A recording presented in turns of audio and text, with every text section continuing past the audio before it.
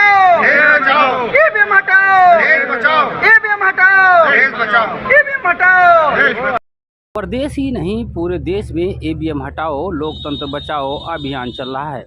एक तरफ जहां लोकसभा चुनाव नज़दीक आ रहा है, वहीं दूसरी तरफ ईवीएम वोटिंग मशीन हटाओ को लेकर हो हल्ला हो रहा है।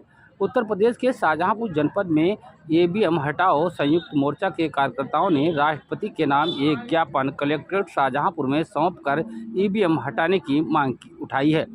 कार्यकर्ताओं ने कलेक्ट्रेट में अधिकारियों को ज्ञापन सौंपते हुए कई आरोप प्रत्यारोप लगाकर निष्पक्ष बैलेट पेपर से चुनाव कराने की मांग की है।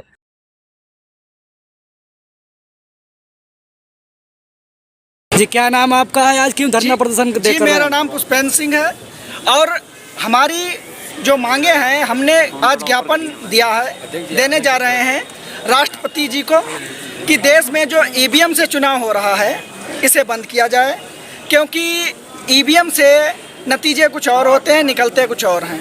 और इसका विश्वास जो विकसित राष्ट्र हैं, जो भी विकसित राष्ट्र हैं, जिन देशों ने ईवीएम का निर्माण किया है उन देशों ने भी इस पे शंका जाहिर की है, क्योंकि नतीजे इसके बदल जाते हैं। इसलिए उन देशों ने भी ईवीएम को बैन कर दिया है।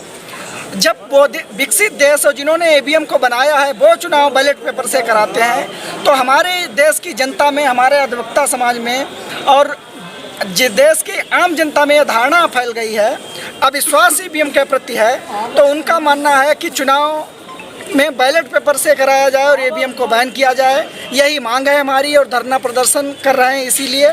और ये ज्ञापन हम राष्ट्रपति जी को दे रहे हैं और संबोधित ज्ञापन है और इसका अभी धरना चलता रहेगा। अगर ईवीएम बैन नहीं हुई तो आगे धरना हमारा उग्र भी हो सकता है। धरना प्रदर्शन जारी है और जारी रहेगा जब तक ईवीएम बैन नहीं की जाएगी।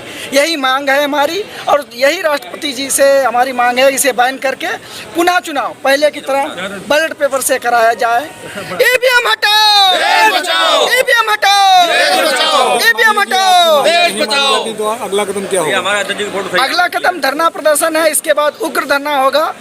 आवश्यकता पड़ी देश, शहर, प्रदेश, हमारे पूरी देश में धरना चल रहे हैं। हमारे अधिवक्ता समाज, सुप्रीम कोर्ट के भी अधिवक्ता इसके खिलाफ याचिकाएं डाल चुके हैं और प्रदर्शन कर रहे हैं और महामहिम राष्ट्रपति जी से मांग कर रहे हैं कि ईवीएम को बैन करके पुनः चुनाव बैलेट पेपर से कराया जाए। ईवीएम से किसी विशेष पार्टी को फायदा हो रहा है या किसी को नुकसान हो रहा है? वर्तमान सरकार को, वर्तमान जिसके हाथ में पावर होती है उसका वो मिसयूज करता है, चाहे कोई एजेंसी हो, चाहे कोई भी संस्थान हो। वर्तमान सरकार को ईवीएम से कैसे फायदा हो रहा है?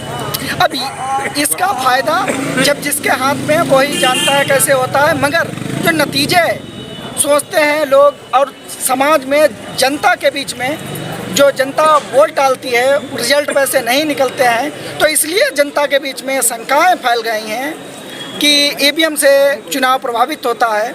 इसलिए जनता की मांग है, हम लोगों की मांग है राष्ट्रपति जी से कि ईवीएम को बैन किया जाए और पुनः बैलेट पेपर से चुनाव कराया जाए, क्योंकि चुनाव में पारदर्शिता के लिए बहुत ही आवश्यक है। जय हिंद।